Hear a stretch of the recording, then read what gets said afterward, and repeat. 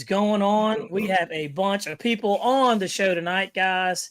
Yeah, it's going to be real good. Who's ready? Oh, yeah, we already got 23 people in the room, dude. This is good. Look at this man playing with virtual background. Yeah, he went with the brick. He went with the brick. I don't know, man. I feel like I like the RC airplane. Call him Jeremy Brick. Yeah. Oh, wow. That's a classy looking Jeremy. Look at that back. Look at Steve just teleported in. I love, dude. This is technology right here. He literally just teleported in, and you've got a very nice piano in the back there. Now it looks like my college dorm. That looks like my college dorm now. Man. After a few drinks. College dorm looked like that. You was doing guys, good. What is going on, man? We have we got a good show tonight, man. We're gonna have a quadruple threat here, man. Not only quad, but we're gonna add it in and we're gonna make it what is it, octagon? What is that? When you got 5? No, what is that? What is 5? I went to public school, so I can't tell you. I don't know. But look, we're gonna have 5 people on here. We're just gonna call it over there, aka Tim. We've got RC Pilot Will down here, and then we've got the beloved Jeremy Stolt over there in the corner right there. So yeah, man. All right, so we're gonna representing the banana hobby. So guys, look, we're gonna have a good show, man. How's everybody doing? Good. A pentagon. That's what he said. P51 fan said we got a pentagon going on. So Jeremy, what's going on, man? How you been? Hey, well, Turn One's going to be the pivot guy. We've been doing great. We've been having fun, getting things going. I don't know. We got all kinds of stuff going on. We're going to be, just so you know, there's some good peeps on the show here. I'm not going to say who, but good peeps. Yeah. But we're going to be in the background just screwing around. We're going to be assembling one of the 1.8.5 F-16s. This is Steve's jet. Steve Dawson, man. One of our Banana Hobby team members. Steve, if you have some disposable income, please send it my way. I would love to have one of those. Thanks, and that's a shameless plug. All right, and I'm done. Yeah. So this was one of his wins from the Waffle group, if you know what a waffle is. Oh yeah, I do. A waffle. So yeah, that's how he ended up procuring this awesomeness. But anyway, we're gonna try and do that in the background. If you can't hear us, we're gonna mute you because we're gonna be making noise randomly here and there. If you have questions, go ahead and hit them up, and we will do what we can to answer them. But all right, we're not the main show here, so yeah. Speaking of the main show, we're gonna bring the man of the hour himself, boys and girls. I don't know. We're always big about bringing people in the RC community over here. So, yeah, without further ado, man, we're going to bring you up Hex Speed. We talked about him on last show, and Tim was telling me about this cool guy that had all these cool Warbirds, and I'm like, man, I want to see. And I was talking to Heck earlier. There's, with the boss of airplanes, there's not a lot of people who are actually building airplanes to the level that he is, and then going through and, explaining what he's doing and then taking us on the journey too. So he's one of us. He enjoys the model airplanes just like everybody else. And he loves the hobby, and he's well invested in it. So without further ado, man, what is going on? Hex Speed, how you doing, man? Good to have you on here. Thanks. Is the audio coming through okay? Yeah, you sound great. You sound good. So, let's see. You're about 2 hours behind us over here on the East Coast. You're somewhere in the middle of the good old, country of the United States. Yeah. Look like he's got a good bit of sunlight behind him over there. Yeah, man. Yeah, we don't have that here. We just got. If I was at home, there'd be a bunch of airplanes back here. Hey, some people got it made, man. Some people got it made. So you live out of a hotel. We know. Wife kicked you out. This is your second home.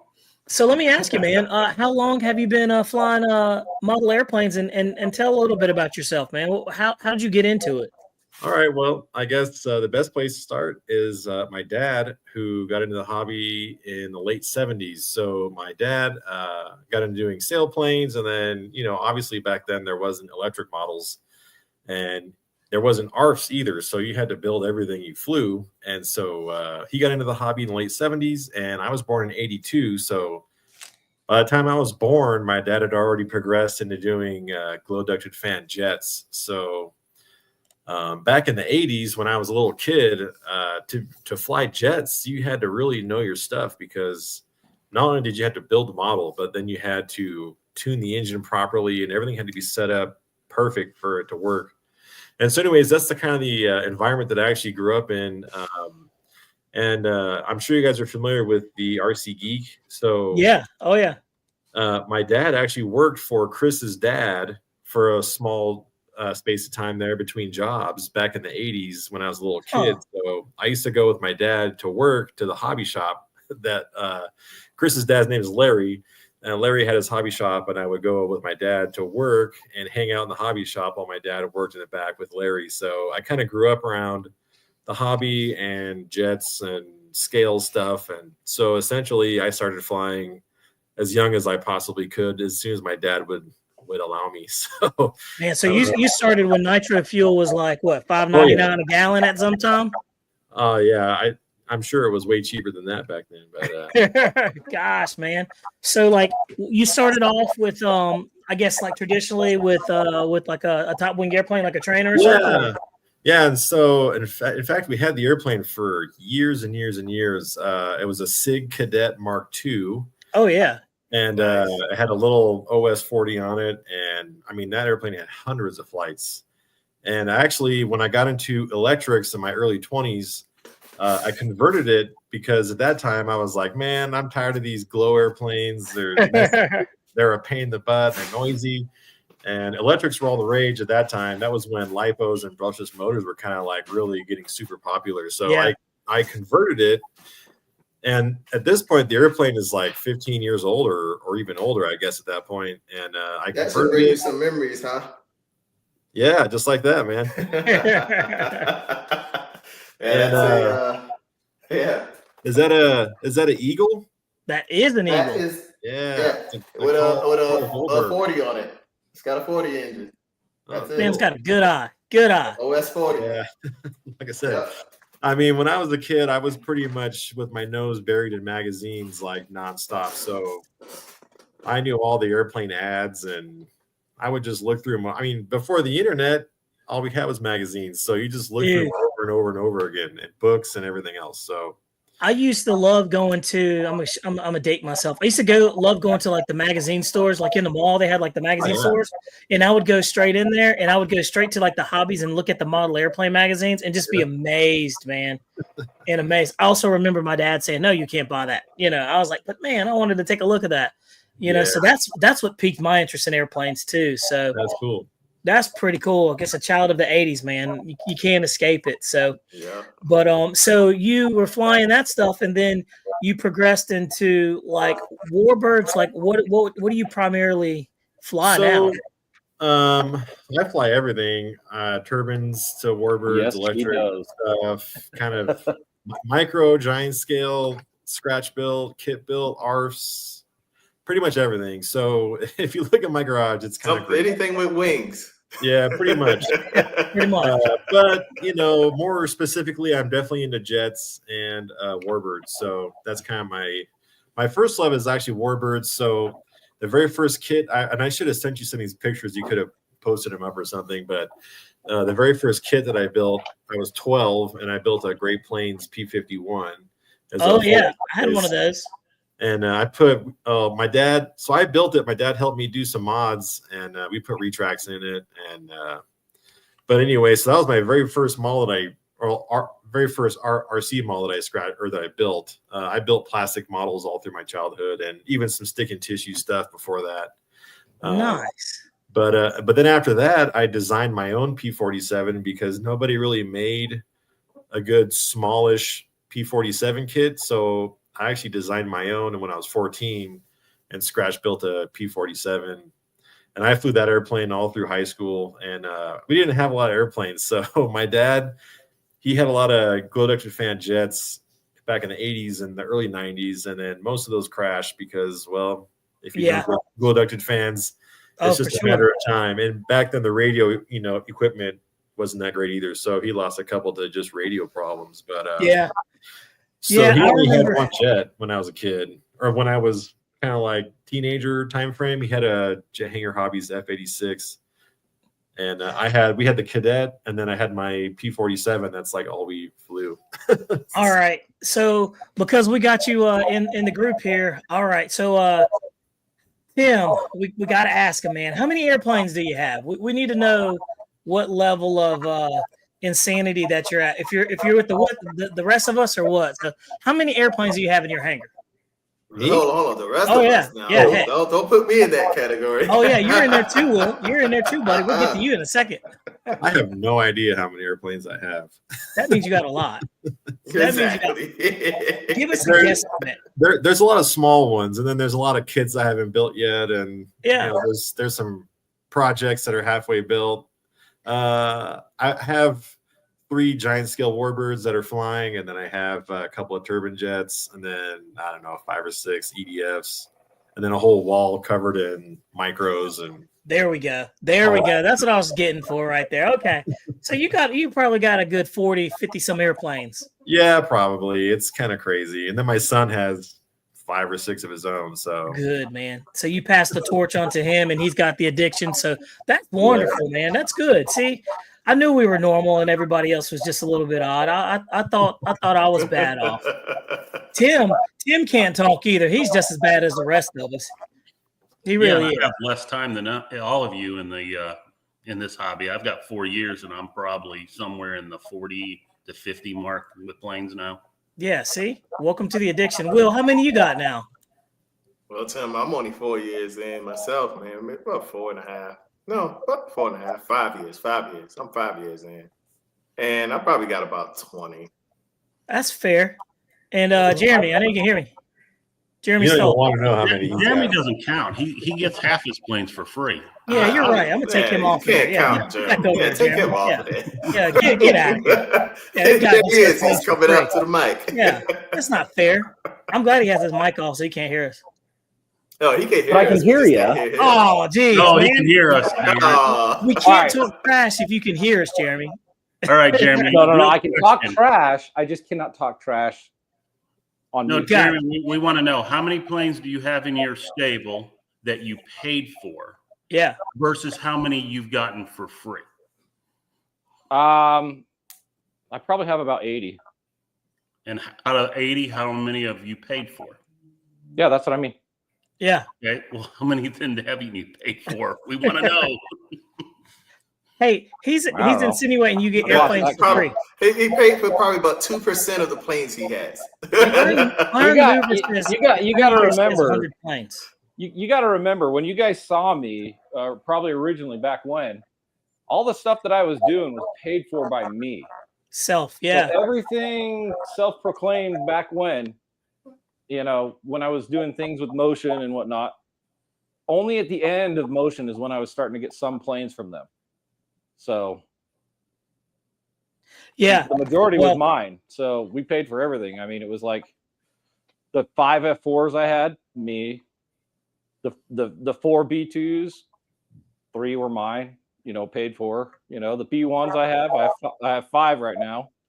There's 4 of them that I paid for, so yeah, I got problems. Yeah, you do. you need to share your problems, man. That's Your the biggest thing. problem is you have multiples of the same plane. That's really when you have multiples of the same plane, that lets everybody know that you do have a problem. It's verified. I don't know if it's a problem or whether or not it's something that you want to make sure you have a bunch of. If you have multiples, it's 2 things.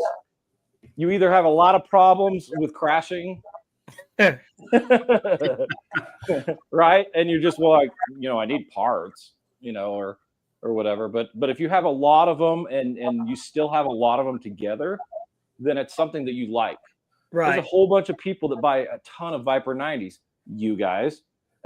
True. Very, very true. He's not wrong. Don't put me in that. How many of those Viper 90s have you guys obliterated? Hey, that was Jeff. Jeff obliterated like Hold 10 on. in 1 year. Let me I haven't obliterated any. I've only Listen to owned you guys. 1 Viper You're 90, scrambling. and I've never crashed it. That's Will. One Hey, airframe. let me get back on task over here. We got a question for he's starting to dig into us. We got to go back to the original scheduled programming right there. Mute him. All right, I'm out. So See you guys. So Heck, we got a question here. Can a beginner to an intermediate flyer build an ARF kit very easily? What do you think? I mean, most of today, like if you're talking about wooden ARFs, most of them are pretty simple. I mean, you essentially the decent ones, you just bolt in the servos, set up some push rods, and glue in some hinges typically, and then set up the radio. I mean, it's definitely doable. If you've never done anything like that before, it definitely helps to have someone local that you can go to for assistance. But I would say most of the newer ARFs, I mean, the instructions are usually pretty good, and they really walk you through step by step and show you which screws to use and how to orient the servos and everything else. So it's definitely achievable to do if you've never done it before. Well, here's an answer from a beginner at that. This thing took me a month to put together. And that was just servos, power system, wiring it up, and it's a balsa ARF kit. It took me a month to put together. So for my first one, I'll say you're going to probably spend some time. Yep. Even though the instructions are laid out really nice, it's still going to take you some time because you're going to run into snags. Yeah, you're going to second guess yourself a lot. And the nice thing is after you build your first one, you learn from it. And then you build the next one. And guess what? You learn a little bit more from that one. That's right. And by the time you build your third, fourth one, it's almost I'm not going to say you don't follow the directions, but like I'm building my MB339 right now. It's complete. I'm just waiting for a King Tech turbine to show up. However, I did things so out of order than the manual. For the first one, I followed it step by step by step, and it was pretty easy. And like I said, like Brent said, if you're not sure, call, ask somebody, watch a YouTube video. And my biggest thing is if it's your first one, when you go before you main it, take it to somebody you trust and let them look it over and make sure that you've done everything correctly. Yep. And save you a bad day at the field doing your maiden. And that's what I did when I took the Viper out for the maiden. Bobby was there, and we looked the jet over. We taxied it around. He pulled on all the control surfaces, found some that wasn't tight enough. Yeah. And so we actually corrected all that. And then we put it through the ropes again. And then we put it up for a maiden. And it actually turned out good. So having somebody, like you say, that knows something about this stuff is actually good to have someone look it over to make sure that you didn't make a mistake. That's going to be a costly one, Right. And watching like Brent's YouTube, he's done some crazy stuff with some DLE 222s, putting them in airframes that they're not even supposed to go into. And it's pretty impressive what you can and can't do. Have a little bit of ingenuity. Obviously, Brent has been doing models for a long time, so he's pretty capable of doing those things. For just your first one, though, you want to stick to that book 100%. Yeah. Yeah, that's what I was wondering, man. I was just curious to see exactly what you guys thought because, also I started flying and building ARFs. So like the foam stuff was like, it was not an option. And so I actually built my first ARF and flew it and it did fine. And then I built my second one and put it in a dive and the wings folded up. And that's when I learned about epoxy and you can't use thin CA to build airplanes. Like, you know what I mean? But it was kind of one of those things. So Elmer's glue. You can't you can't really, build off of that. So that's how you saved me that day, right? That's true. Yeah. You were using hot glue on that jet. And I was like, oof, that's probably not good, So I'll admit my first ARF I built, I was absolutely scared to death to put that thing in the air because I was like, did I do anything wrong? Right. Right. That's part of the fun. It is. And it's a gamble, dude. There's nothing better though when you build something like that and you put it together and then you take it up for that first flight, man. That is like a awesome feeling. Like you walk away from it and it lands and you're like, yeah, I did that, and it's addicting. I can't agree to that because it's like you go and buy a foam jet and let's say the F-22. You spend, by the time you buy that jet, you're $2,000 in it, and it's ready to go. You didn't put any time in. All you did was snap the wings on, throw a receiver in it, programmed it, send it up, and everything went good. Everything's all good. But when you spend, close to $2,000 into a balsa ARF, you got to put all the parts in it, whether it's turbine or electric. You got to put all the parts in it. You got to wire it up. You got to put all the servos in it. You got Right. to test everything, make sure it's all working right. Then you got to, make sure you got everything glued together good, and you take it up on a flight. That's more than just your money you put into that. That's your time and Oh, for sure. your hard workmanship you put into that as well. And you're watching what you put together from, just a bunch of wood that's already put together, because the wood's already put together. Right. But you're watching what you actually assembled completely, and it actually flew and came in on a good maiden, and yeah, it feels good. I mean, you saw how I was when I flew this thing for the first time. Oh yeah, you were all giddy and everything. I fell on the ground. Yeah, he did. He fell on the ground and was like, I fell on the ground. So I happy. did it. Yeah, but it's a good feeling, man. So heck, what do you think, man? How many airplanes have you typically like take when you go out to the field? Well, I have a Ford Expedition, and so I'm somewhat limited, but I've gotten pretty good at packing a lot of stuff in that thing. But for like a regular flying day, we'll usually take 3 or 4, like a couple of planes for each of us, my son and myself.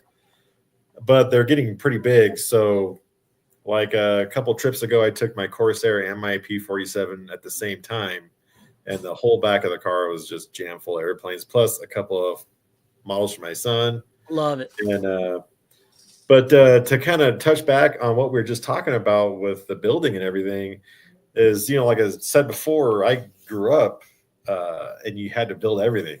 And so I think, it's super nice to be able to buy something from Horizon or Banana Hobbies, whoever, shows up in a box.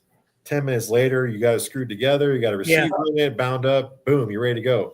That's great. And they're a lot of fun to fly, but like Will say, there's something really special about building an airplane, especially from an actual kit. Yeah. Where you build every single part of that, and then to see that fly is a really amazing feeling. And I think that a lot of people in the hobby are really missing out on that, because it's such a neat part of the hobby. And some people just aren't interested in doing that, and that's fine. But if you're wanting to try and build something, I highly recommend it. I got my son, he was like, I want to build like, whatever kit.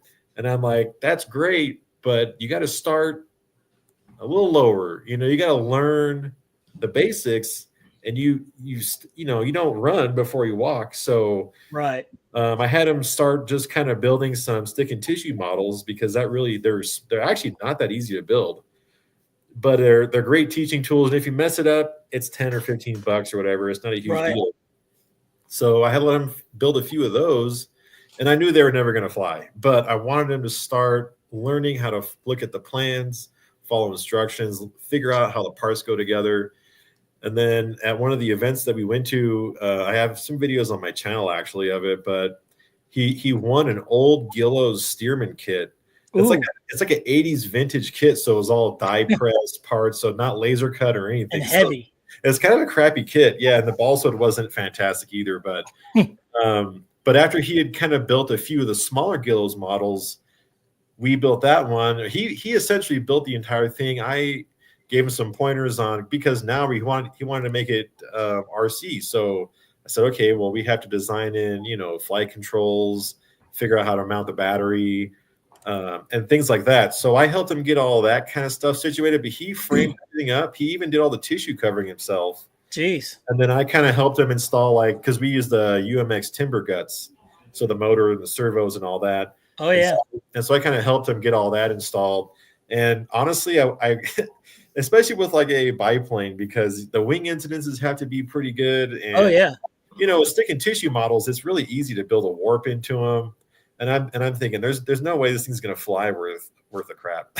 And that's funny, man. And it actually flies amazing. It's a super nice flying model. So there's a few videos of him flying it on my channel, but it was neat, because he respects that model completely differently than just some ARF he took out of a box, and he loves to fly it. So, and then to go up a notch from building kits, you start scratch building stuff.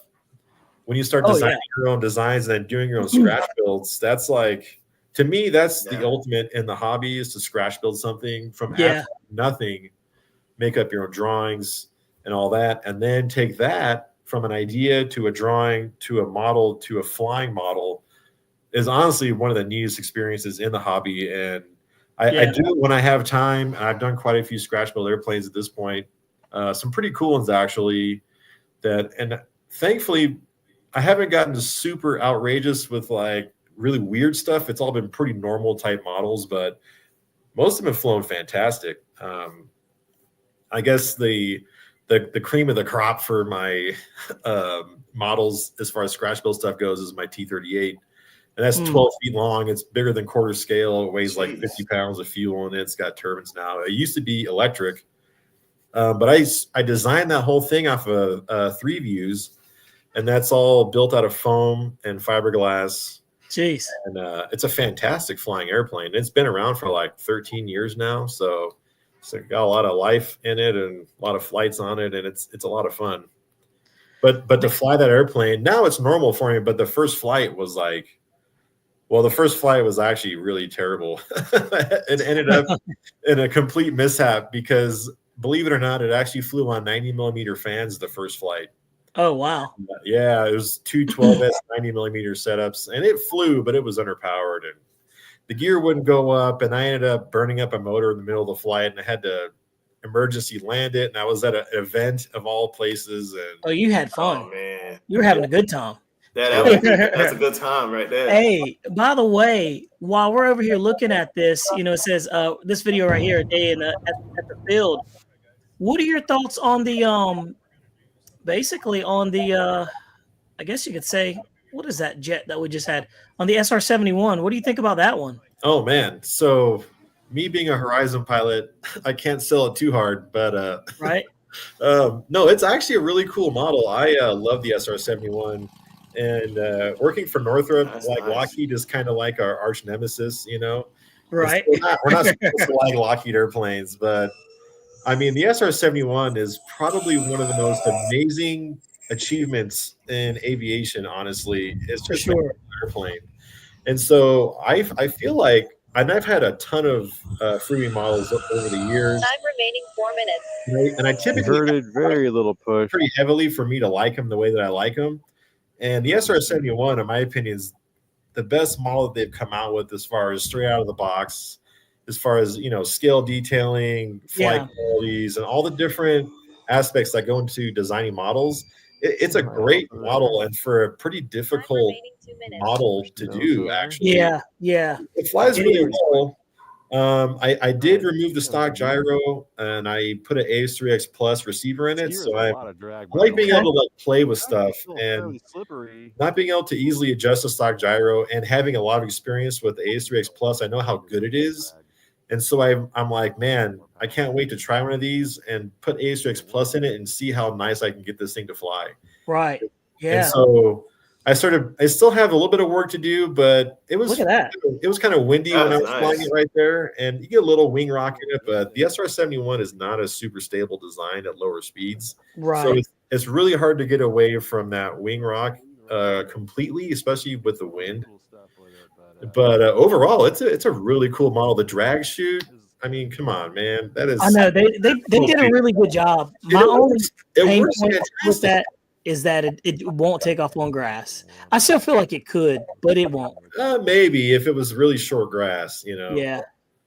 But it's a super neat model. I actually really enjoy flying it, and I've been playing with the CG. I got the CG like way back from stock, and so like it flies inverted super nice and rolls really, really well. Jeez. Like, who would have ever thought this would be a model airplane, right? Like, it does it not like blow your mind that like with all like the technology we have and everything, like we just it just amazes me that like all these components work in like perfect order.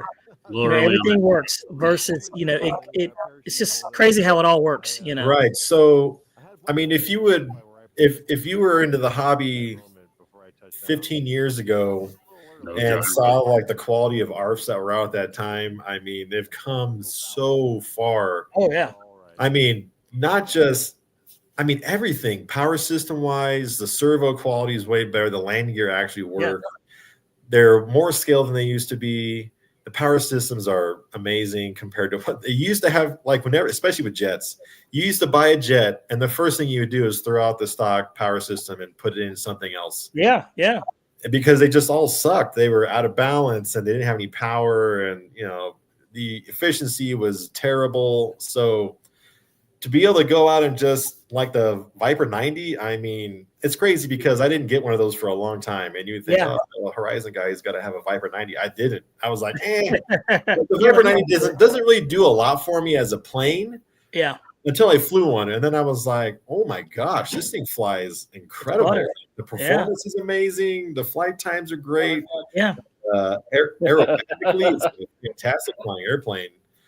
And so to be able to just take something out of the box and it's just that good, without doing anything to it is cool. It blew a lot of people's minds, man, out of the box. We're like, this thing is amazing flyer. Like it doesn't need anything else. Like the power's good and everything. By the way. Oh, I'm sorry. Go ahead. But you take a look at the X-Fly B1, dude. Come on, swinging wings, the landing gear doors. I know. It's just this is amazing. Like when I was a kid, I mean, you wouldn't even have fathomed that. You would have been like, oh, there's no way ever that's going to be like a model you can just go out and buy and put together in 10 minutes. Like it's just not a thing. So like when I was a kid, some guy I used to fly. I learned how to fly at Edwards Air Force Base. They have a big lake bed out there, and that's they have a special spot for the models to fly.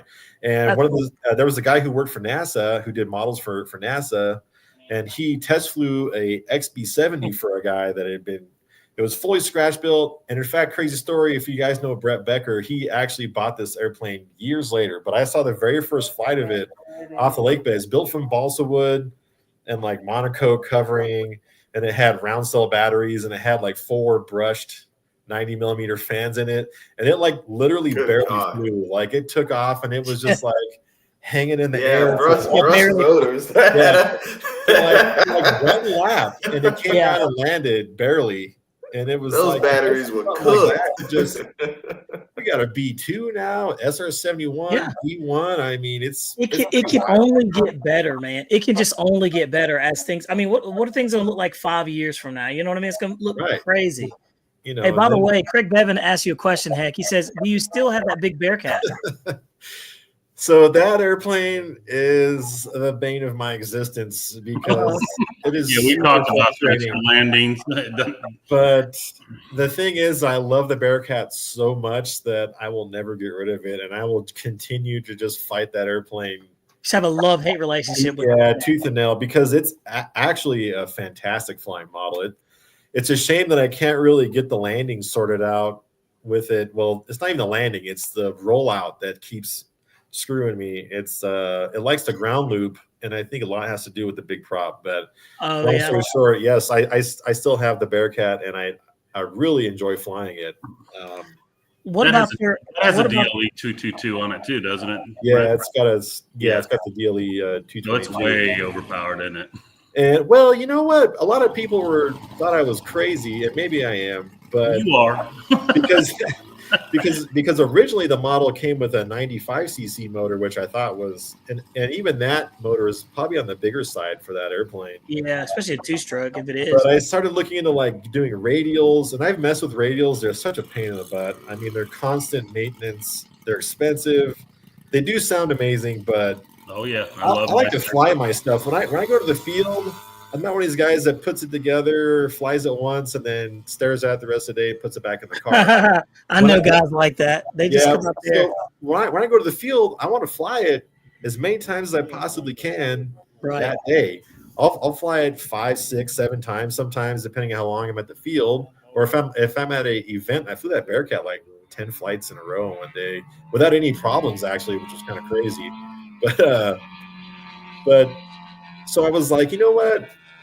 The thing with the Bearcat is the Bearcat itself is a very simple airplane. It's not extravagant like a Corsair. It's got all the pretty looks and the bent wing. The Bearcat's a very plain looking airplane, but it's got 2 features that are really cool. One's the landing gear, which on a model is hard to do and it's hard to make reliable. And then the fact that it's such a small airplane with such a big prop, if you don't capture that, it just doesn't have the mystique or the sex appeal that the real Bearcat has. And the real Bearcat is just an absolute monster, Right. you know. And that's where I'm also like just super into aviation in general, not just models. So for me, like historically, I just love certain things. And the Yeah. Bearcat is like an AC Cobra or like a super awesome muscle car. Yeah, you're But in talking like about in the airplane top, form, right? you know, it's a big motor, small airframe with a huge prop. And if you don't Mhm. get the huge prop on it, it just doesn't look right. It's You're not- right. If it's the just not prop cool. is not oversized, it doesn't look right. It looks weird. Yeah. And so I'm like, well, what kind of motor does it take to swing a scale size prop? First, I had to figure out what size the scale size prop was, and that was like 30 inches. And I'm like, dude, that's a huge Jeez. prop. Yeah. That's a big And the prop. size of motor it would take to spin that size prop would be too big to fit inside the cowling, at least in radial form, because you have to get a Moki 250. First of all, those are like $5,000 or whatever they are. I just don't have All that day kind of, long, like 6 now, I think. yeah, so it's crazy. So then I started looking around and I found these DLE 222s, and I'm like, they sound not as good as a radial, but they sound pretty cool. They sound better than like a regular single cylinder by a lot. And then I started looking at the prop specs. I'm like, man, this thing could swing a big honking prop. And there's some guys in my field that fly IMAC, and they all have like 40%, 35% airplanes with 222s or DA 200s in them, which is kind of the same motor. And I started asking questions and trying to figure out like what kind of props they swing. And then I pretty much figured out, I'm like, you know what? One of these would swing a basically scale size prop. And then I started looking at dimensions. I'm like, that thing will fit in the cowling. Yeah. And then, you know, the models got, or it had like 5 pounds of nose weight in it. And I'm like, started doing the math, you know, and I'm like, so if I put this motor in, it'll fit, no nose weight, and I can swing a scale size prop. Sounds like a win to me. And I started talking to people about it. They're like, you're going to put a what in a, how big of a Bearcat? And I said, well, it's fifth scale. It's like 87 inches. They're like, but that's like over twice as big of a motor as that airplane needs. I'm like, oh, I'm well aware. They're like, well, it's going to be impossible to fly. I'm like, you know, that stick on the left, it's not a switch. There's stuff in the middle that you can use. The throttle isn't just an on-off switch like a lot of people treat it. So Exactly. I'm like, I'm sure it'll be fine. And look, as you're talking, I'm going to pull up a video of that Bearcat so we can actually. Brett's the kind of guy that would buy a Mazda Miata and throw a 427 in it. I would if it would fit. Yeah. Yes, look at that prop, man. That prop is amazing. And Brian, if you could, I'm showing the video of you actually flying that Bearcat right now, just so people can actually see the kind of quality airplane that you're talking about. And you look at that big old honking prop on that thing, man. That's just a beautiful looking bird, man. What's It it looks saying, so 30? cool in person to see that huge prop arc. I mean, it shows up kind of funny on video, but when you see it in person, it's like, oh man. What are you swinging on that? A 30, you said? Yeah, so that's a 30-inch 30-inch prop on that. That's my new prop on there. And that's a full scale size prop. That's not all the scale. And listen to it, dude. That sounds amazing. See And- this. So we're bringing the Warbirds. A lot of people don't get to see the balsa Warbirds like this, you know, because we're in a world of foam right now, and Yeah. we try to bring these new viewpoints, you know, because somebody out there is probably going to be like, you know what, maybe I should try some ARFs. And look, I'll tell you, once you go to a wooden ARF and you get that weight and that flight characteristics, you look at Warbirds that are foam. Like I can't fly a foam Warbird Yeah. because it's just not the same. I need the sound and everything. The foam Warbirds get really boring really quick for me because there's just nothing special about them. Exactly. I need the noise. I need the They fly smell. great, but I can't do electric Warbirds. And I Yep. don't care that a two-stroke doesn't sound like a real radial. I don't care. It's still burning gas. That's right. And there's And then you're putting smoke on them too, so that's even making them even Yes. more. So I actually bought a smoke pump for the Bearcat and for the Corsair. So I'm gonna have smoke on both of those now. Yeah, And I've never really messed with. What's that? I said we saw the video of you flying the what was it? That was the Robart P40. P-47 with smoke on it, dude. That was Yeah, amazing. it's super fun to fly with the smoke. So So a lot of things with Warbirds, as everybody gets scared of, is like the landings, right? Because they think that they're a little sketchy, but I'm telling you, most of them aren't really sketchy. You just fly them down to the ground. The P-47 Yeah, I mean, brings itself down. there's a lot of Look at that. things that kind of are, don't even know how to. It's like hearsay. It's like, oh, you can't. Wise tells. You got to look out. P-51s will tip stall. You got to be super careful. And not that that's not true, but again with the progression thing, if you work yourself up to flying bigger warbirds like this, it's not the end of the world. It's not impossible to fly.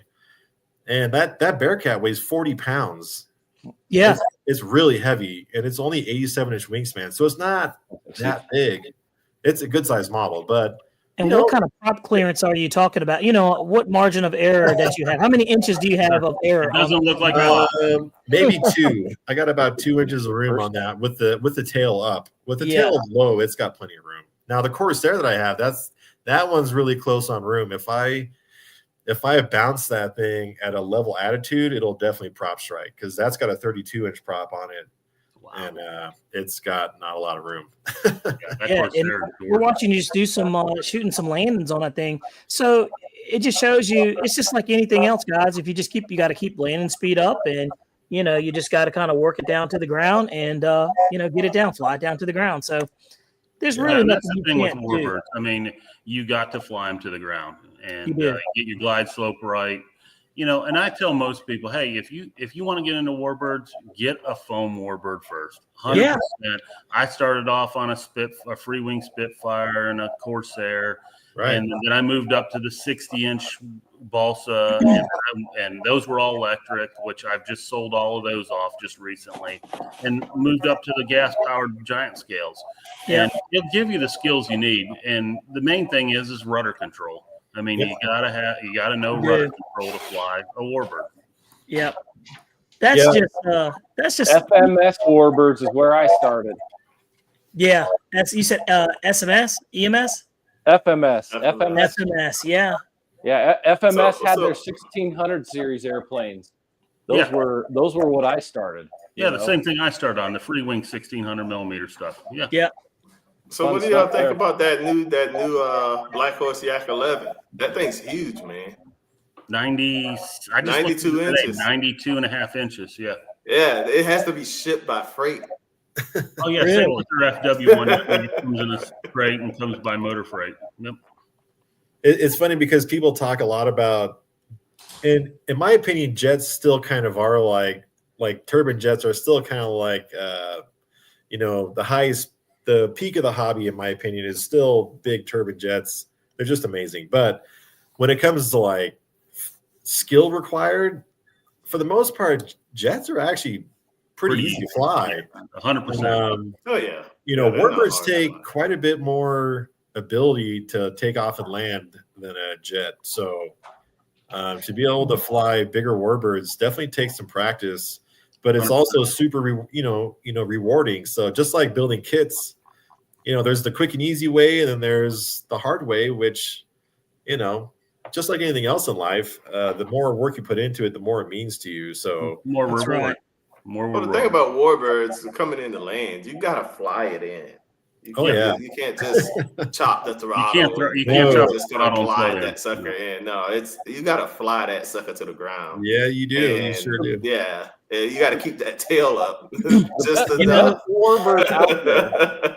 That's funny too, because P51 fan brings up a good point. He says helis teach you rudder, and what I've learned is, a lot of people don't know how to really effectively use the rudder when they're landing. I mean, I've seen it. Turns. Yeah, instead of when you're getting down low to the ground, you don't really want to use your ailerons when you're down low. That rudder is going to save you. Especially if you do a mixture of your rudder and your ailerons. That way, you're not doing any drastic and you're not killing your airspeed. But I think that's like a lost art. When I started flying airplanes, we had a guy at the field that would teach people how to start using rudder. It was like basically, when you learn how to fly your model airplanes, you use your ailerons, your throttle, your rudder, and your elevator. And he would make me go and do rudder turns all the way around, just learning how to work that rudder. And when you have a crosswind, guess what? You don't worry about a crosswind when you have your rudder. You just don't really. You can come in there slipping it in or crabbing it in or whatever you want to do, but it's something that people need to think about. So you give it enough one thing on rudder, Warbird- and then when it starts, you see the wing wanting to rock over that rudder, you counter it with the ailerons, keep those wings level. That's it. And there you go. So one thing on Warbirds, the best Warbird out there, in my opinion, is the Flightline Corsair. Yep, I love it. I still have mine. That thing has a big prop, so you have to worry about the torque roll. Got to land it on It's the got mains. great shocks. It's a big airplane. You can drop them flaps down, so they're almost like speed brakes. It's an all-around great airplane. Highly recommend that one. Yeah, for sure. Now, which one was that? The best Warbird? The free wing. Flight line The Corsair. Flightline Corsair. Oh, Whether that you get thing the looks It is a bird nice amazing. bird. or the bubble It is a top, nice they're- bird. They're great airplanes.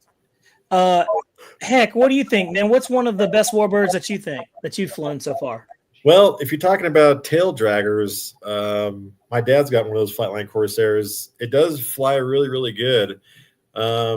For best multi-engine, if you've never flown the FMS Tiger Cat, you are missing out. That is a Man, I want to fly one of amazing those so partner. bad. You They know, are- I haven't fly one of flown. those. I've flown the FMS version, and man, it flies really good. Oh yeah, they're It super, really super. does.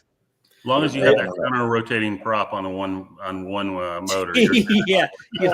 So I actually flew mine in An L on the front and then an FPV, arrow up. and my friend Andy had one too. We did some formation flying with him. It's a super forgiving airframe. Like if you get the nose up too high, it doesn't just drop the wing. It actually will just fly like that. Power on is kind of crazy. And then as far as like regular tricycle gear, like dude, the big e-flite, Trojan, there is not a that's not Oh even man, like you can't even call it a Warbird. It flies so good. It's like it's Almost flies like a trainer. it's a big baby. Yeah, yeah, and it's a that's the big thing. old I'm pussy like, cat. So those are super fun to fly. it makes me wonder why they don't make those. It's the Carbon Z. Why they don't make the larger ones? You know, they have a lot of good airplanes. I don't understand why they don't make those, bigger. The Carbon Z, because it's a really nice platform, man, and they fly really well. They do a good job with that. I think a lot of it has to do with price point, and Right. a lot of people are kind of, especially online, you get a lot of people talking crap about Horizon. Oh, another timber. I get it, but at the same time, But they it's sell. it's like they wouldn't be selling them if they didn't sell. They sell. If you ever notice Horizon, if they stop carrying something, it's because it didn't sell very well. And so, it's not always the smartest manufacturing choice to pick something that's like super cool but kind of obscure, that I would love to see this or that. And they're, a lot of people are like that, but they don't understand that they also have to make money. So they're going to sell. They're not going to build something that they're only going to sell 100 units of, and then the rest of them are going to sit there for Right. You gotta make something that the masses like. So, and this is why we always see Timbers, Mustangs, stuff like that. The Corsairs. These are American, legacy airplanes that just fly good. Everybody knows them across the world, and they're highly sought after. So, like heck, how a Mustang flies. Tim, you've flown a Mustang before. Will, I'm sure you've flown a Mustang. Honestly, I've flown they're not that many great. Mustangs. You know what I Yeah, mean? Mustangs aren't the best. No, they're definitely not the I best. flew a Mustang when I wasn't ready for it. But what I'm saying is lot of those are people do. airplanes that sell really well, that everybody has, all of us have flown, whether we like them or not. Those are the airplanes that sell, That's what I learned on as a Mustang, and I went through about 12 of them. Yeah. Mustangs. Yeah, I always say they're definitely not a beginner airplane. Everybody wants the cool, sexy Mustang looking. Itis is what it's called. Look, Everybody has one. my favorite Warbird that I fly, like that I love the most, are two of them. It's the P-47D and the Corsair. I love the way the Corsair, that gold wing coming in. But here's the problem with the Corsair with some people is that, if you don't build up that ground speed, that sucker will ground loop on you in a heartbeat if you're not careful, a lot of people will get it and they'll just slam on the power. And I'm like, these are scale airplanes. You got to roll into the power. Right. What do you think The about only that? Warbird I currently have is the ME-262. Yeah. That's the And only that's an Warbird EDF. I currently have. With the tricycle gear. Huh? I said that's an ADF with a tricycle gear. Doesn't count. Yeah, but it Not a tail dragger, came right? out Yeah. in that time. Not tail dragger. Tim just chopped you up, buddy. It still came out in that time frame.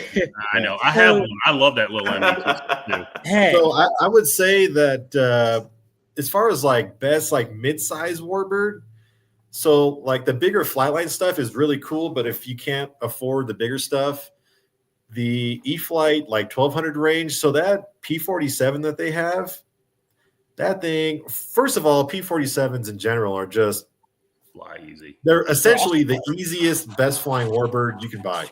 100%. And so the 1200 millimeter P-47 that they have that thing is super fun to fly. It's like they handle great on the ground. They fly good in the air. It's hard to beat a P-47 when it comes to Warbirds in any shape, size, or manufacturer. They all fly great.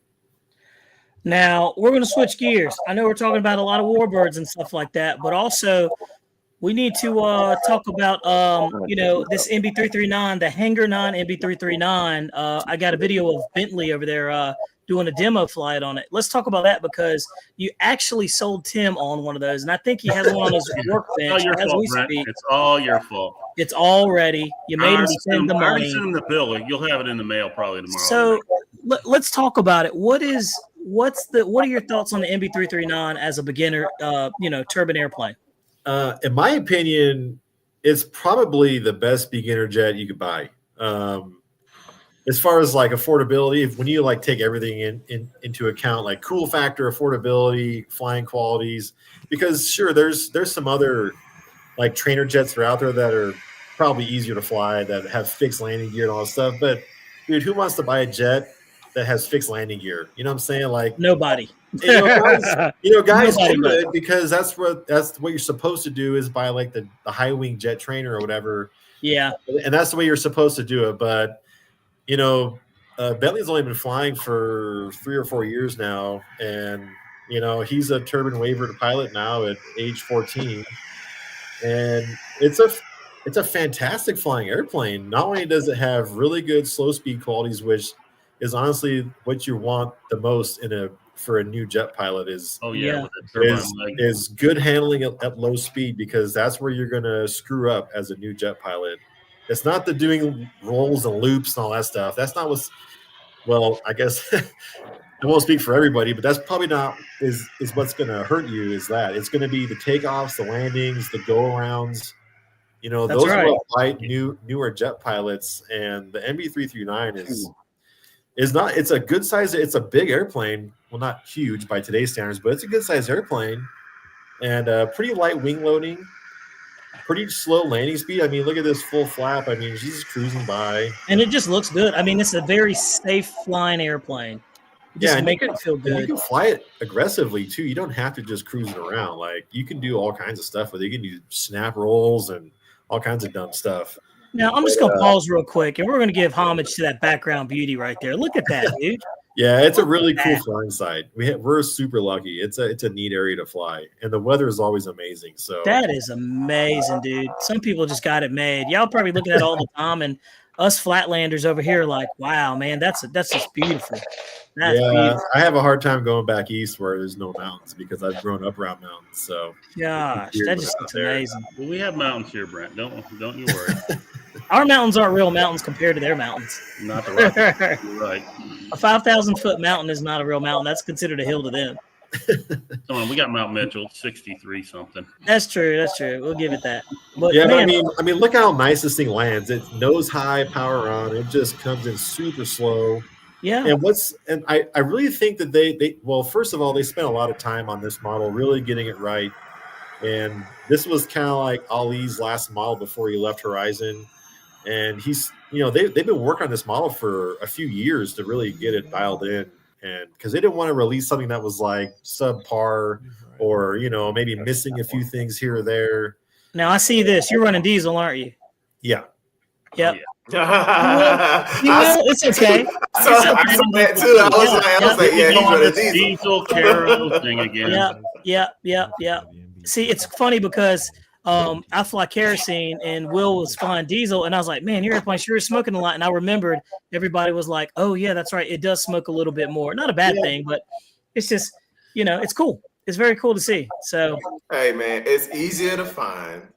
You don't have to go look at well, all over the world. you don't for need to some buy a smoke kerosene. system because you technically got one in there already. So, It's like an F410 when it takes off. It is cheap. You don't have to go to the airport to buy it, and I just Right. go to the gas station and. Well, I haven't- yeah. And Well, I've here in the only East been Coast, flying turbines for. $9 it's $9 that? a gallon now. It's Oh, yeah. $9 a gallon here on the East Coast for Oh, kerosene. wow. so what is your thoughts on like turbine airplanes in general though? Do you prefer them over Warbirds? Like, how do you get to the point? Because I know I looked at your channel and you're like knuckle deep in Warbirds, and then I saw the turbine in there. What's that about?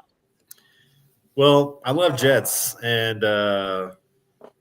when I was a kid, turbines didn't really exist until I was in my teen years, essentially. Well, Yeah. model turbines. I'm not that old.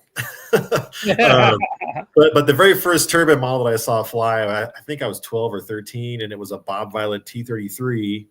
And, they had to like air start them back then and propane start, all this crazy stuff. They were actually kind of complicated back then. Now they're super easy, but it was like the most amazing thing my dad and I had ever seen. I mean, the sound, the smell, the power, compared to a glow ducted fan, that was like night and day, just game changing, cool. And so for me, turbine jets are still kind of like the coolest thing to do in the hobby. But the Warbirds are right there behind it. But I have, like I said, I have my big T-38 that's got twin turbines in it. I got into turbines 3 or 4 years ago, and I absolutely love it. If I could afford to just do nothing but turbines, I probably would. Same. But it's just so expensive, Yeah, they're made out of unobtainium, man, and I don't make enough money for my love for them, man. I don't think I ever could. Even if I was making ridiculous amounts, I still couldn't feed it. I'd have to be like Tyler Perry. Hey, Will, that's such a lie. He'd have every turbine he could have if he had. No, don't let him lie to us. So when I kind of put it off for like a long time because of the price. I did EDS for years and years and years because I do love jets and I love Warbirds. It's hard to really pick which one I enjoy more. I kind of go in like jets for a while, then Warbirds for a while, then back to jets, hardcore for a while. Then I kind of like do these things where I just pick one specific thing for a little bit and then stick with it for a while, then kind of like take a break and try something else. But when I finally decided to get into jets, I'm like, you know what? I've been wanting to do this for so long. What am I going to do? And I was like, you know what? If I sold this, and this, and maybe save some money, I could probably get one. And so I think it was 3 years ago or 4 years ago, I got my first one. I sold like half of my cool stuff. That's what I did. I sold all kinds of cool models that I had. And I was like, you know what? I'm just going to go for it. So I sold a bunch of stuff. Same. And I found a really good deal on a brand new in the box Fabel Panther, Grumman Panther. And the Panther is like one of my favorite jets ever. So I'm like, I'm going to at least pick something that I know I'm going to love. So I found a Panther, and then I found a good deal on like a used turbine. Yeah. And man, I absolutely love that airplane. It was probably one of my favorite airplanes ever. And so that's how I got into jets. I sold a lot. I had a Top Flight Hellcat with a radial that I sold. Yeah. I had a Warbirds Bearcat, which is the same as the one that Motion sells now. I forget what the name of the company is, but anyways, I had a big Bearcat that was all customized.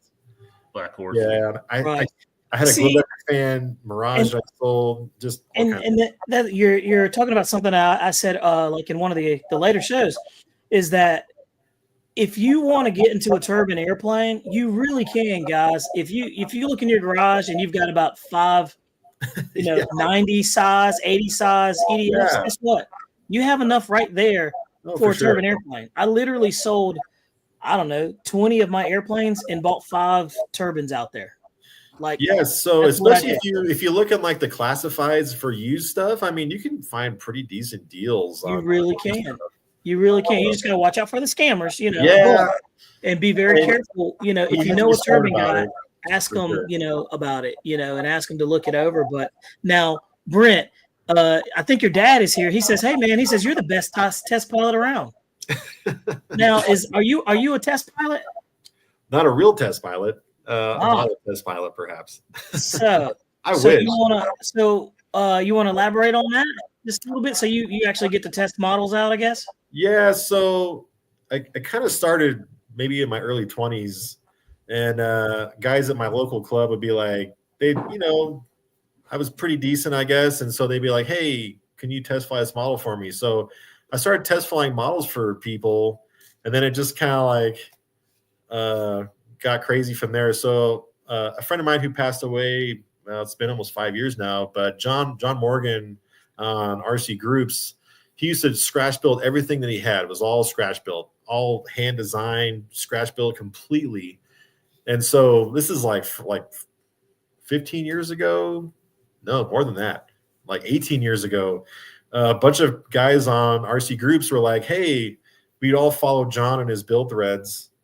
And, we're like, hey, we should all meet up somewhere at some event and just meet each other and get together. So we all met up and decided that Vegas was the easiest for everyone to get to. And we had our first event together in Vegas. And so John brought all these models, and John didn't like to fly in like public environments. He would fly his stuff like on his own or whatever. And so he's like, hey, I got a bunch of new models that would you be, interested in, test flying? And I'm like, I'm always up for a challenge. So I started test flying for John, and it kind of like just rolled downhill from there. I started flying for some other people. But yeah, but doing test flights on scratch builds is completely different than doing a test flight on an ARF. Oh, for sure. Like you know what to expect when it comes to an ARF. There's still variables involved, like, what if something fails or whatever. But when it comes to like scratch builds, like, is the CG right? Is the controls right? Are the landing gear going to work? Is the power system going to work? There's so many different things that can happen. And so what you end up doing is you learn all these techniques and these like reflexes for dealing with emergency situations and things that don't work properly. They said you're the Chuck Yeager of RC. I'll salute that, man. I like that. Yeah, and then because on some of these models that were built were kind of like not standard airplanes, like weird stuff. And so you're like, the control throws would be just outrageous. So you gotta like try and fly it and get it back on the ground in one piece. So you start learning how to deal with bad situations flying models. Yeah. And I've had all kinds of different experiences with major failures, some of those my own fault. Right. I forgot to strap the batteries into my T-38 one time, and I was flying it. I did a roll, and the batteries fell out. And it's 12 pounds of battery because it's two 12S 8000s, so one for each fan. And so there's 12 pounds of battery came out. Of course, the CG changes, and you have more power. So the CG shifted like 4 inches back, and I dead stick landed it right in front of myself, which was kind of a miracle. But anyways, you just start to learn how to like react. And speaking of Chuck Yeager, him and Bob Hoover were like best friends, essentially. If you don't know who Bob Hoover is, you're doing yourself a big, misjustice. But he always said, fly the airplane all the way to the crash. That means don't give up and stop flying. Yep. Keep doing as much as you can to get it somewhere on the ground in some kind of a piece instead of just driving it in. You see a lot of guys panic and they just pull up as the first instinct is to pull up, and then it just spins in the ground. Yep. You bring up a good point. I always say you have to stay in the fight. You got to fight all the way down to the ground, man. Because Will, Tim, we've all seen it. People just kind of freeze and they give up, and the airplane they're flying the plane and they're looking at it and they're like, wait, what's happening? And then all of a sudden you just see them just freeze instantly. Like they don't do anything on the sticks, they do nothing, and it's just then you just see the plane just cream into the ground.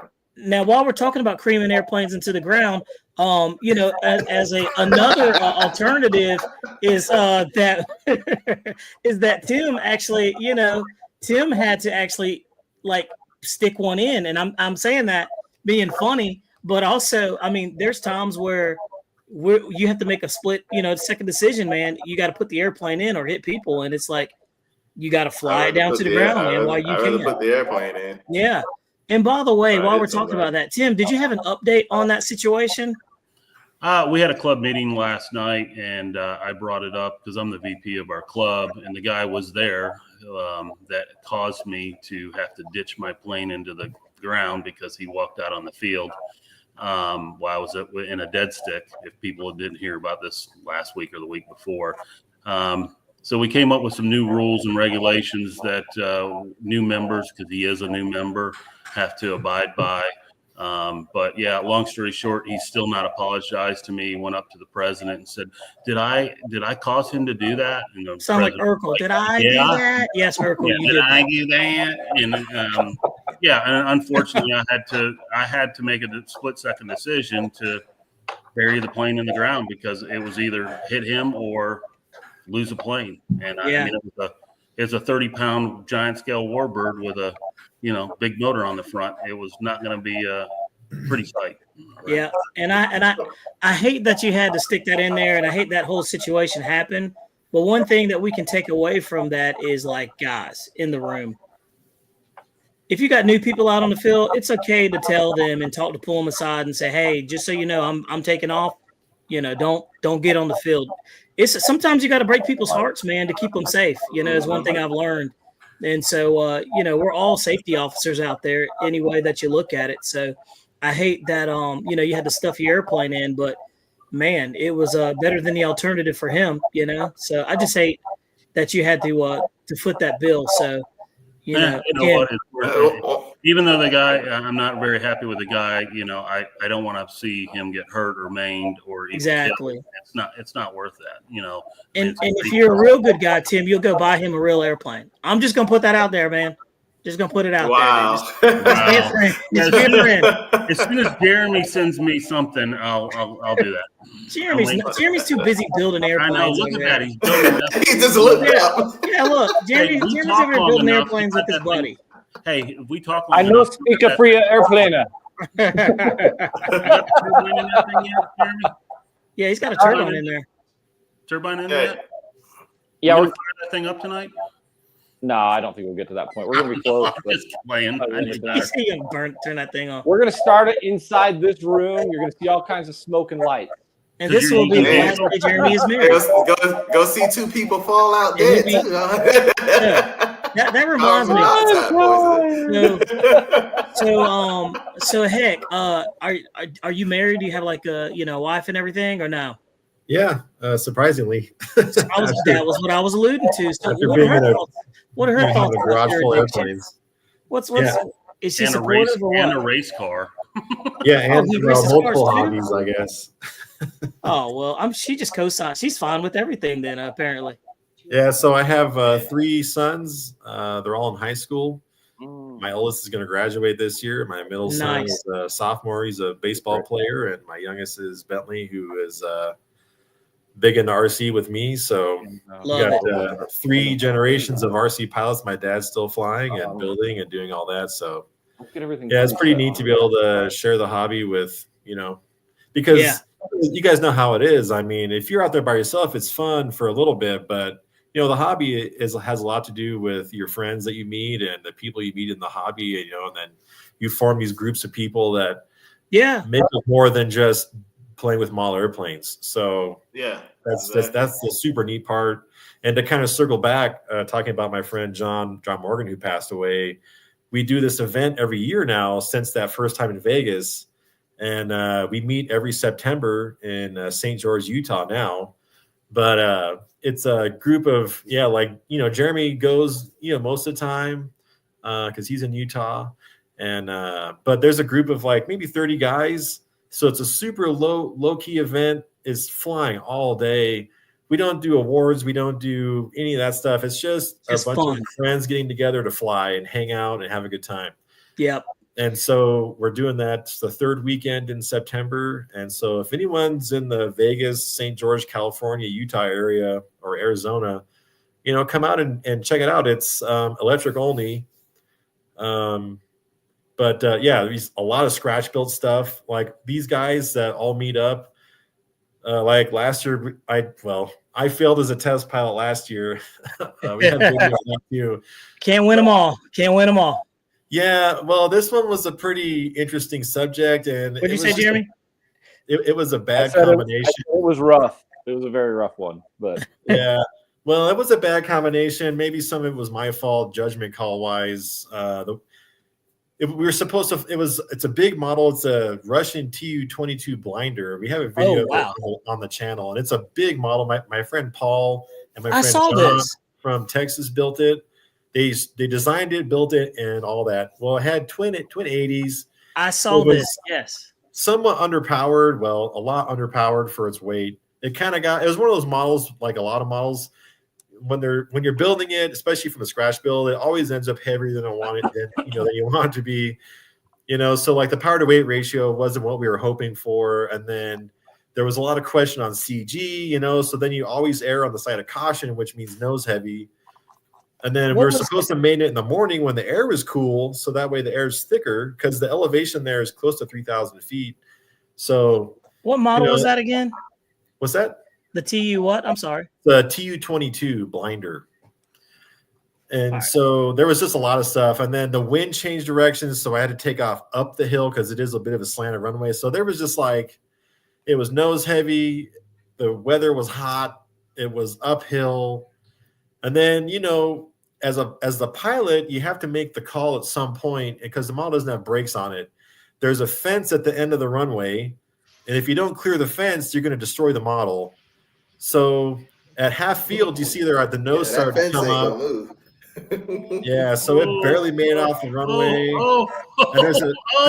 And there's a fence down there. So I knew I had to clear that fence, otherwise it was going to just destroy the airplane. So I'm like, well, I'm committed to flying at this point because I can't get it stopped before the fence. So I'm going to go for it.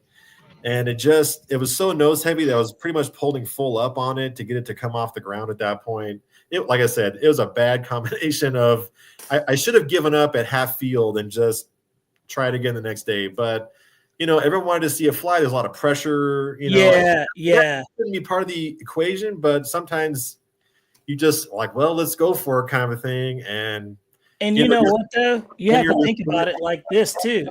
Yeah, you probably did a much better job than probably anybody out there that could have done with that airplane. Well, I was sitting there watching it. I mean, you were in the fight the whole time, all the way down. Yeah, I mean, you get down to the last 100 feet of runway, there's no stopping it, so you're pretty much committed. I was just about to say, like, it's better to commit to taking off at that point because as you would have just come out of the throttle, it would have been like 20 times worse. So it would have gone through a barbed wire fence.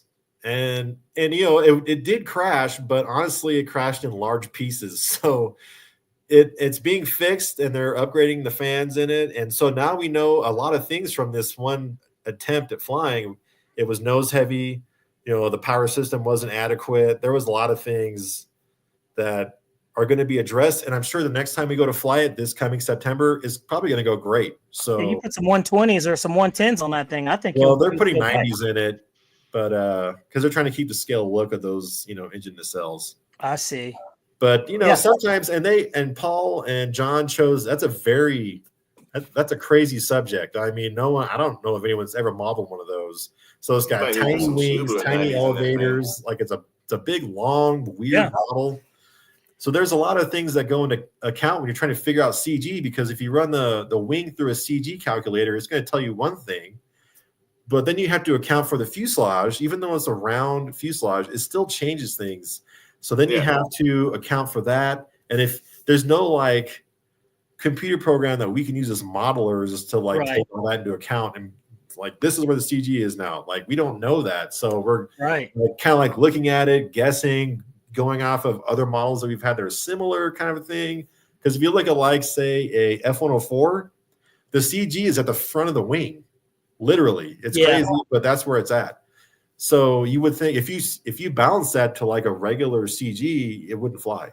Right. So, sometimes you just got to take a chance, and sometimes it doesn't work out. But Paul and I actually did a project together the year before that one, and I'd always wanted to do a Bell X1, which is a pretty unique airplane. That's what broke the sound barrier with Chuck Yeager for the first time. And so no one's really modeled an X1 other than gliders or really small rocket powered stuff. So we kind of teamed together. Paul did a a lion's share of the work as far as he designed the landing gear for it, because it has scale landing gear that are super impressive. complicated. It's And impressive. we came up with this idea to make it EDF, but then you don't want to ruin the look of the airplane because it's supposed to be rocket powered. So instead of having like a huge inlet on it somewhere, Right. we said, hey, really the only option was, well, what if we use the canopy as the intake? And because the canopy has frames on it, it looks like it has windows, but it doesn't. So there's a duct that runs across the top of the model down into the fan. And that's an amazing flying airplane. We all thought it was going to fly like garbage because it's got tiny wings on it and they're super thin. I mean, the wings are like a half-inch thick. And so we thought, if it flies, it's barely going to fly. Well, it turns out it flies like a sport plane almost. It's super forgiving and knife edges all day long. It's a really cool airplane. So sometimes you win and sometimes you don't win. For sure. For sure. So look, man. Hey, look, we're at the part now of the show where we got to ask a question, man. What really grinds your gears, man? What I always enjoy it doing that. What grinds your gears in this hobby, man? When you're out there at the airfield, like what's a couple of things that just get under your skin that you're like, you know what, I'm just gonna pack this thing home. I'm going home. What do you do? I don't usually do that, but because when I go to the field, I always go to fly. But I don't know that I really have too much that really bothers me, other than people that get upset because they don't like Chris Wolf, the RC geek, and I've been friends for a long time. And so we were shooting a bunch of videos at his flying field of my airplanes for his channel. And if you ever go to his channel and you ever see a video that says Corsair nuts, whatever airplane, that's mine. But anyways, I had like 3 airplanes. And so we went to his field and we were shooting video and he was taking pictures and stuff. And it's a super small flying field. Well, this is before he moved. This is back in California.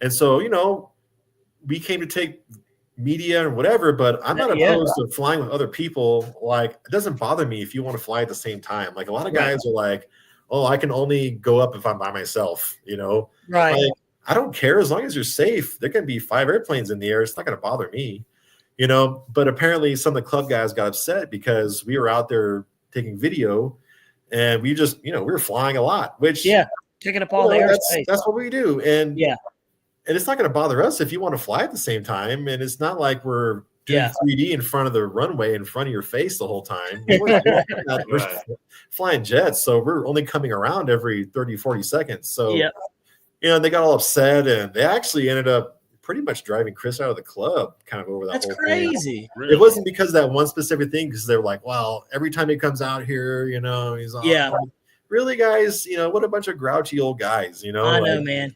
Probably I think that's like, this hobby is, I don't want to say it's in a fragile state, but it kind of is. Like, it's not as big as it used to be, in my opinion. And so we need new people in the hobby. We need kids and young people to get into the hobby. And when someone shows up to the field and they're greeted by an old grouchy guy that, don't do this, don't do that, you can't fly here if you don't have this and that. Those kinds of people are going to kind of kill the hobby, because we need new people to come in. And I can only have so many kids, so I only brought in one. But Dr. Henry said something on here that I can agree with. And Bobby, we've seen that at our field. Oh yeah. Where we've noticed sometimes people come out there and they see you got a maiden and it's this like, just happened. They'll just watch. They're looking to see if it's gonna go bad. I'm not calling anybody names, but you can feel the aura off of them. They're just like, dude, they just come out there just to watch you crash on your maiden. And like, I watch all your videos to watch you crash. Yeah, that's true. Yeah, you can watch them. I record every single one of them. I'll put them up there. Yeah, man. Hey, it's all good content. Guess what you did? You gave me a video. But I tell you though, it does get up under my skin a little bit when you're trying to do a maiden flight or you're trying to get content. And, you got those guys out there at the airfield, and this grinds my gears. When you're out there at the airfield, they know you're out there trying to, just get some content, and they're talking through the whole thing, man. They're just making noise in the background, being all rowdy. I'm like, Either they fire up their plane and rev it up, and it's Yeah, like, we've had that too. Well, they do it on purpose, and I'm just like, or tuning their motor at the field while you're trying to fly. yeah. yeah. Tune it at home. You see the camera running. Yeah, they know better. They know what's going on, but it's one of those things where I guess, like, since we're in a public domain, well, I guess it's not really public, but we're in a shared space. I guess, we have to kind of be mindful of that kind of thing. But P51 fan said it right. He says grumpy men are the bane of the hobby. And it's just kind of how it is. And actually, a lot of times that's it. Oh, sorry. All it takes is one or two guys in the club that are super patient and understanding that can make a huge difference. Yeah.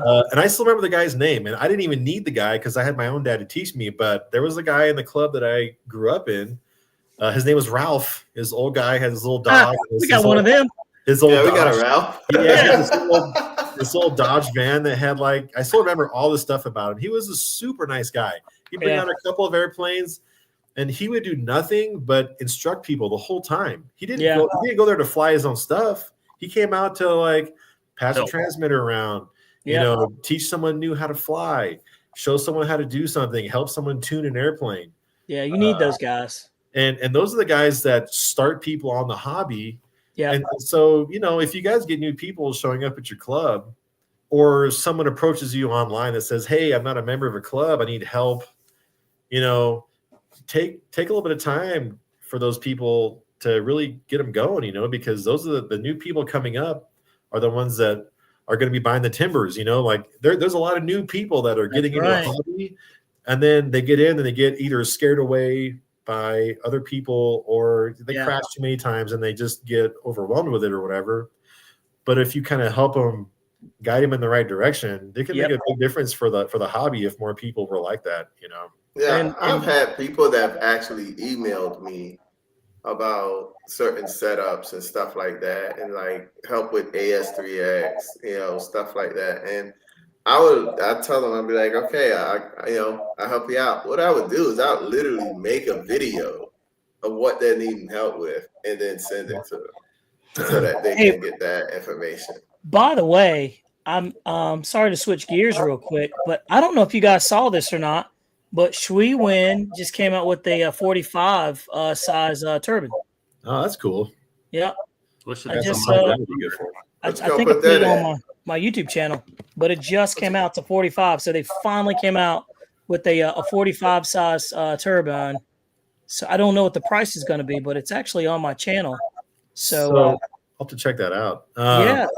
So one of the things with the MB339 is one of the reasons that I bought it was, for one, to give Bentley something good to learn on, but also I wanted to be able to share the experience of turbine flying with other people, because that's right. I still remember my very first time was that same NASA pilot I was telling you about. He brought out his BVM King Cat to the flying field, and I was 14, and he was like, "Hey, you want to take this thing for a spin?" And I was like, "Who, me? What?" First of all, I'd never even flown a jet at all of any kind, and so for him to just be like, "Here you go," no trainer cord or anything, and just hand me a transmitter, that has stuck with me. And I only flew for a minute, but it stuck with me my entire life. And so, flying jets at that point was one day I'm going to get my own, and I'm going to do that. And it took a long time to get there. But so one of the reasons that I got the MB339 is that I wanted to be able to if somebody that wanted to try it, and I could, at least trust them a little bit, I could hand the transmitter and say, take it for a couple of laps and see what you think. And I was actually able to teach one of my friends, John, just wing it. He has his own YouTube channel. Yep. I was able to coach him through an entire flight, takeoff to landing with that airplane. And John flies a lot of bush planes, mostly foam stuff, although some wood. He has flown EDS before, but that's not what he usually goes for. He usually flies, slower stuff, which is fine.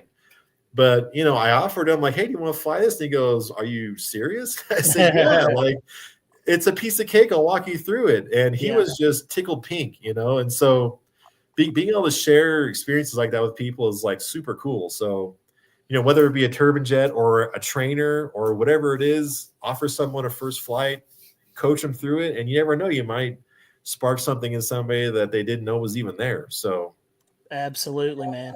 Absolutely. Well, look, we're running on an hour and 24 minutes. I don't want to eat up any more of your time, man.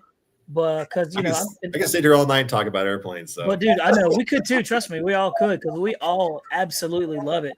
And we definitely want to have you back on the channel, man, so we can do a part 2 because we've got more questions and experience that we need to get out of you, man, because that's the whole point of the hobby, man, reaching out to these people like yourself. And I'm thankful that, Tim was able to connect me with you so we could get this information out to people so they can actually kind of learn something. And, we've learned about, turbine airplanes. We've learned about, propeller airplanes, warbirds and things like that. And so, we're just constantly trying to evolve on the channel and bring good content, good perspectives, and just good information across the board, man. So super thankful that you're able to do that. We're glad to have RC Pilot Will there.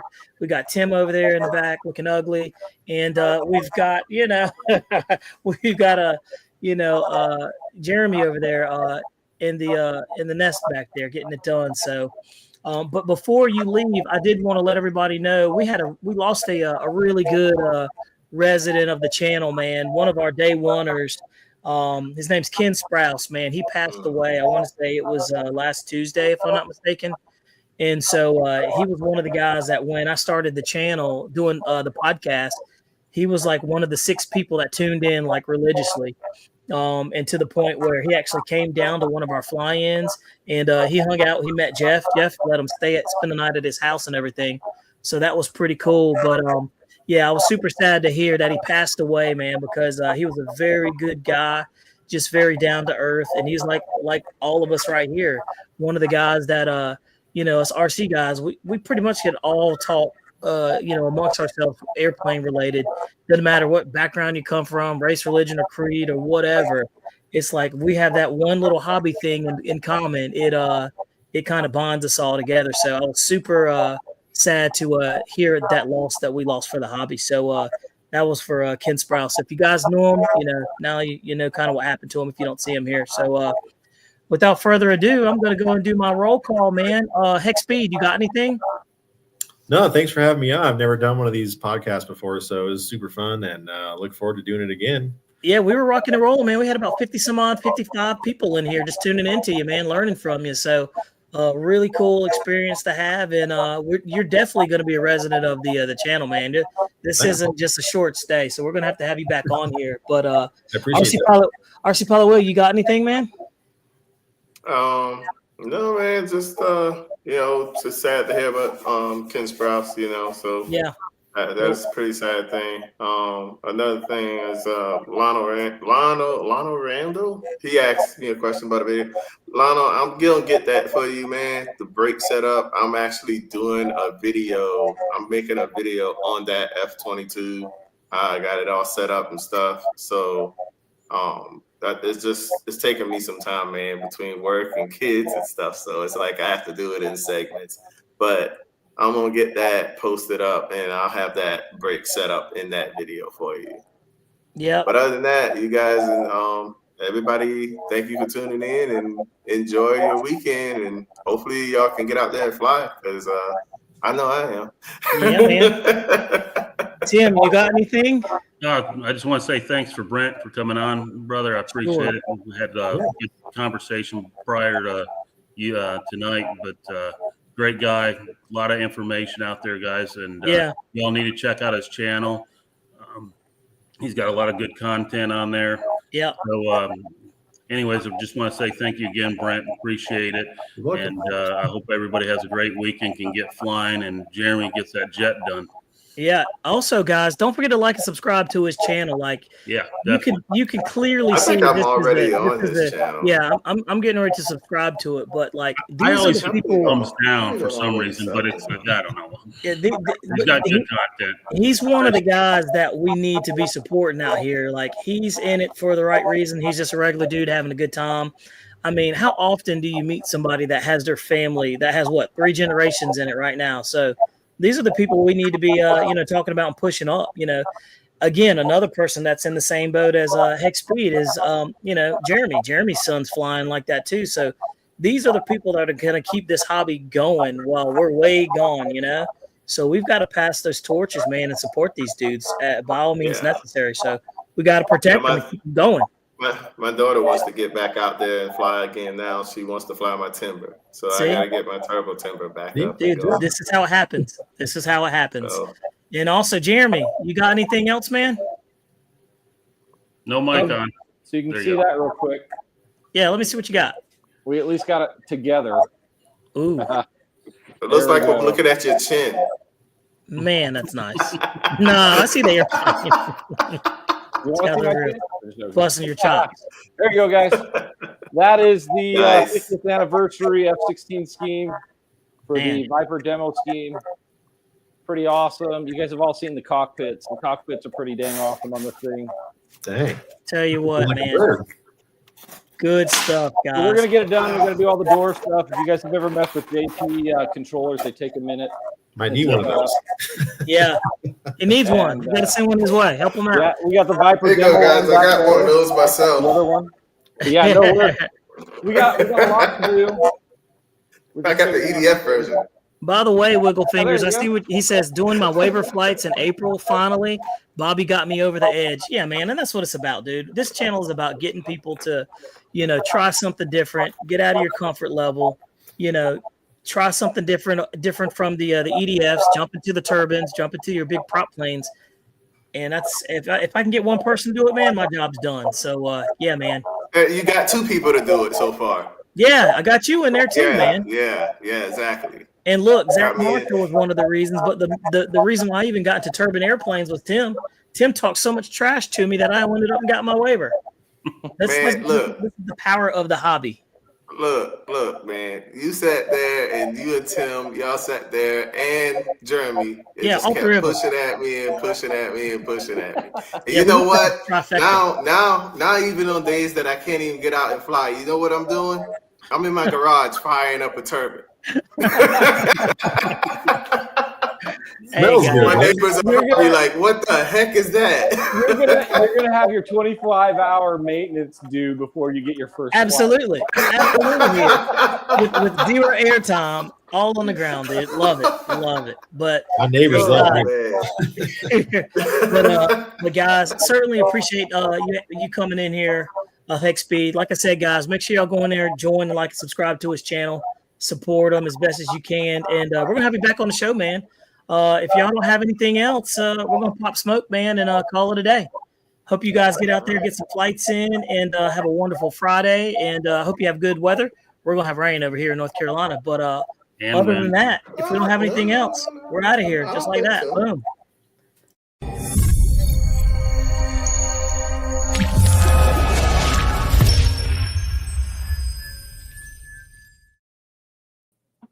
Well, that was fun.